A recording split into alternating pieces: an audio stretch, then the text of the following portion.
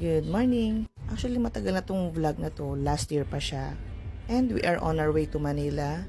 Since today yung grad peak nila, Alexis. Dito kami sa SM Pasig since andito yung studio kung saan gaganapin yung grad peak nila or yung pictorial. She's graduating from grade 10. During the pandemic, pero kasi sila ni Miggy na naka-online class. Dito kami sa Wonder Photoshop. So, dito yung pictorial nila. Medyo maliit lang yung studio pero maganda siya and mababait yung staff nila. You can see nakabanta yung stage dad.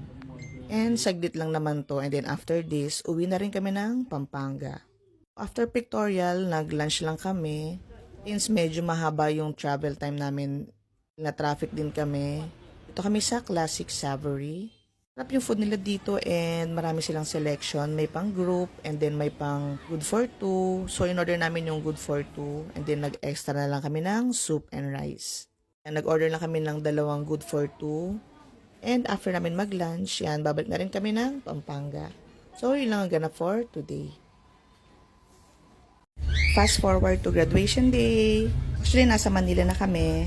Since yung graduation nila is sa PICC. So, para din na rin kami matraffic. Hindi na kami ng Manila. So, ngayon, susundin namin sila ate. Since yung graduation ni Lexi and ni Elise. Dumating sila ate and susundin namin sila dito sa pinagstayan nila. Sabay-sabay na kami pupunta ng PICC.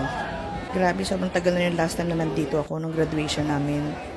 Last 2001 pa. And ngayon sila Alex naman ang nandito. Kasi graduation nila and recognition ni Miggy, kaya kasama rin namin siya. Yung school nila is located sa Pasig and purely online sila since nung pandemic. Akala namin since maliit siya na school so konti lang yung student and then pagdating namin sa PICC, parang dami din parang student ng school nila. Like from that may mga student silang homeschooling talaga. Silang mga schoolmates na artista, mga athlete.